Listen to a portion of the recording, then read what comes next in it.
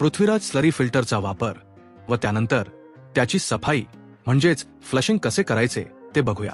पहिल्या व्हिडिओमध्ये दाखविल्याप्रमाणे फिटिंग्स पूर्ण करून घ्या।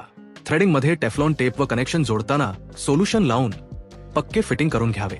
पृथ्वीराज फिल्टरमध्ये अनेक प्रकारच्या स्लरी बनवता येतात। जीवामृत बनवण्यासाठी आपण शेण, गोमूत्र, बेसन पीठ, गूळ ह्या सामुग्री वापरणार आहोत।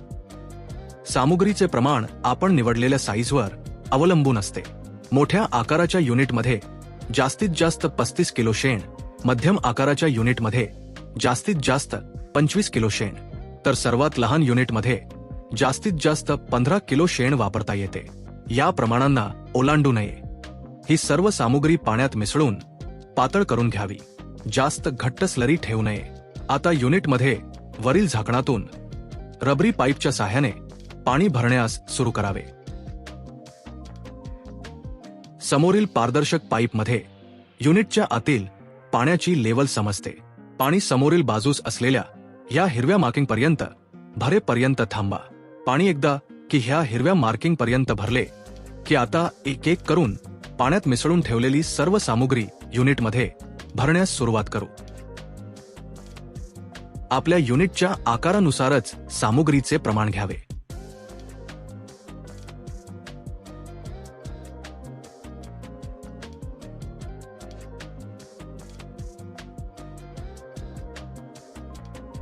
सामुग्री भरून झाल्यानंतर युनिट पाण्याने पूर्ण भरून घ्यावे।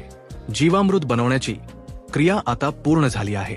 या द्रावणाला दिलेला स्टर वापरून सकाळी संध्याकाळी ढवळावे। ढवळण्यासाठी ऑटोमॅटिक एअर ब्लोअरचा देखील वापर करता येतो।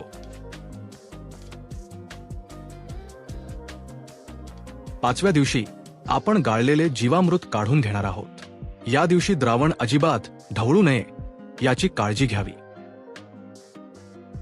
हे गाळलेले द्रावण आपण थेट ठिबक वाटे पूर्ण शेताला पाठवू शकतो। गाळलेले द्रावण बाहेर आल्यानंतर आतमध्ये शेणाची स्लरी शिल्लक असते।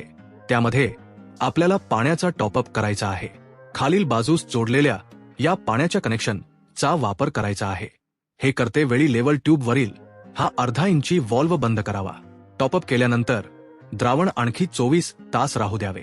6व्या दिवशी गाळलेल्या जीवामृतची दुसरी बॅच काढून घ्यावी। यानंतर युनिट आता आपल्याला साफ करायचे आहे। सफाई म्हणजेच फ्लशिंग कसे करायचे ते बघूया। फ्लशिंगची क्रिया ही 4 टप्प्यात म्हणजेच 4 स्टेप्स मध्ये केली जाते।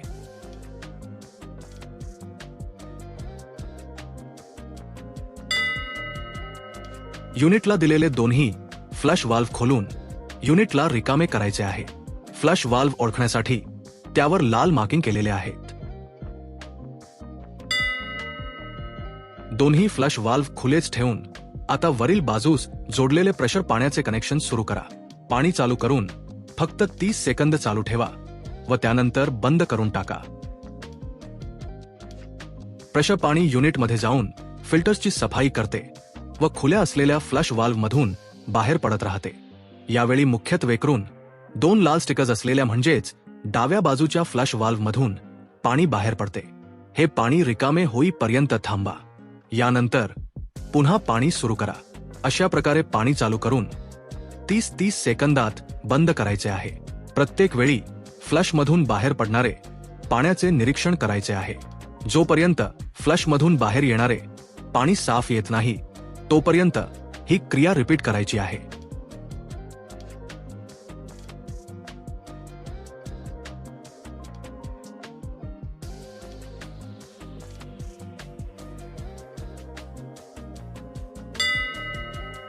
आता खालील पाण्याचे कनेक्शन सुरू करा व 6 ते 7 मिनिटे पाणी प्रेशरने सुरू ठेवा।